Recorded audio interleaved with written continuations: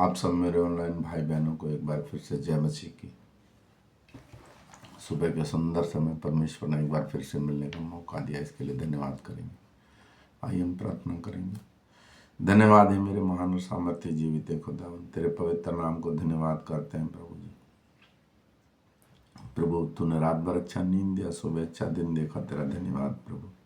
तेरा वचन पढ़ने जा रहे हैं प्रभु, शक्ति सामर्थ और बल देना, पवित्र आत्मा देना। जो भी ऑनलाइन मेरे भाई बहन से सुने प्रभु, उसे चंगा करना प्रभु। अगर कोई मुसीबत में, परेशानी में, उसकी सुधि लेना प्रभु।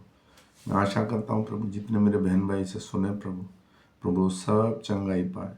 मैं सारा आदर सारी महिमा तुझे देते हुए छोटी सी विनती तेरे प्यारे बेटे मेरे उद्धार करता यीशु नासरी के नाम से मांगकर पा लेते हैं पिता, आमीन। ये वीडियो मैं सिर्फ मसीह बहन भाइयों के लिए बनाता हूँ ताकि वो जीवित वचन को जान सके, और जितने मेरे बहन भाई परमेश्वर को जानना चाहते हैं वो इन वचन को सुन सकें। और जो मुझे फॉलो करेगा वो 365 दिन में 1 जनवरी से लेकर और 31 दिसंबर तक बाइबल को कंप्लीट कर लेगा। तो आज सुबह का वचन पढ़ेंगे हम। आज तारीख है 21/1/2025 और हम पढ़ेंगे मत्ती का 13 अध्याय 31 से लेकर 58 तक। इसके पढ़े और सुने जाने पर प्रभु की आशीष हो। उसने उन्हें एक दृष्टांत दिया, स्वर्ग का राज्य राई के दाने के समान है, जिसे किसी मनुष्य ने लेकर अपने खेत में बो दिया। वह सब बीजों में छोटा तो होता है, पर जब बढ़ जाता है तो सब साग पात से बड़ा होता है और ऐसा पेड़ हो जाता है कि आकाश के पक्षी आकर उसकी डालियों पर बसेरा करते हैं। उसने एक और दृष्टांत उन्हें सुनाया, स्वर्ग का राज्य खमीर के समान है, जिसकी एक स्त्री ने लेकर 3 पसेरी आटे में मिला दिया और होते होते वह सब खमीरा हो गया। ये सब बातें यीशु ने दृष्टांतों में लोगों से कही, और बिना दृष्टांत के वह उनसे कुछ न कहता था, कि जो वचन भविष्यवक्ता के द्वारा कहा गया था वह पूरा हो। मैं दृष्टांत कहने को अपना मुंह खोलूंगा, मैं उन बातों को जो जगत की उत्पत्ति से गुप्त थी प्रकट करूंगा। तब वह भीड़ को छोड़कर घर में आया और उसके चेलों ने उसके पास आकर कहा, खेत के जंगली दाने का दृष्टांत हमें समझा दे। उसने उनसे उत्तर दिया, अच्छे बीज को बोने वाला मनुष्य का पुत्र खेत संसार है।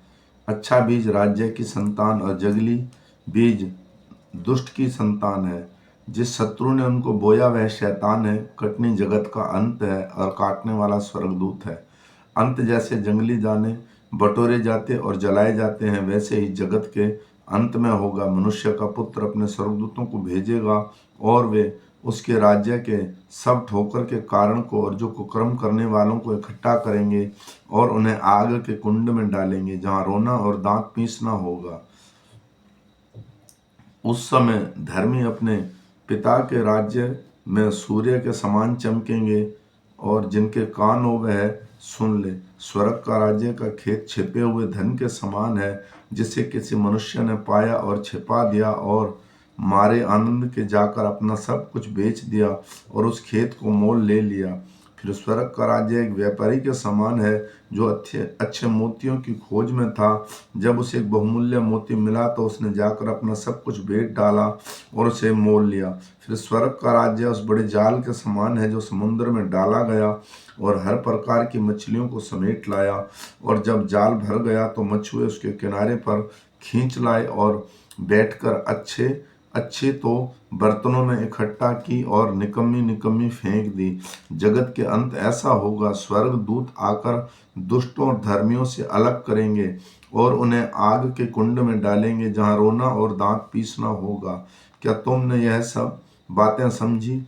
उन्हें उससे कहा, हाँ। उसने कहा, इसलिए हर एक शास्त्री जो स्वर्ग के राज्य का चेला बना है वह ग्रस्त के समान है, जो अपने भंडार में नई और पुरानी वस्तुएं निकालता है।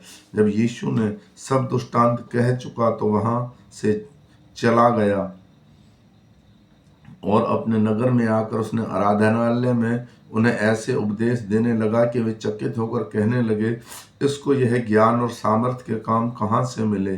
क्या यह बढ़ाई का बेटा नहीं? और क्या इसकी माता का नाम मरियम और इसके भाइयों का नाम याकूब, यूसुफ, शैमन, यहूदा नहीं? और क्या इसकी सब बहनें हमारे बीच में नहीं रहती? फिर इसको यह सब कहाँ से मिला? इस प्रकार उन्होंने उसके कारण ठोकर खाई। पर यीशु ने उनसे कहा, भविष्यवक्ता का अपने देश में और घर में छोड़ और कहीं निरादर नहीं होता।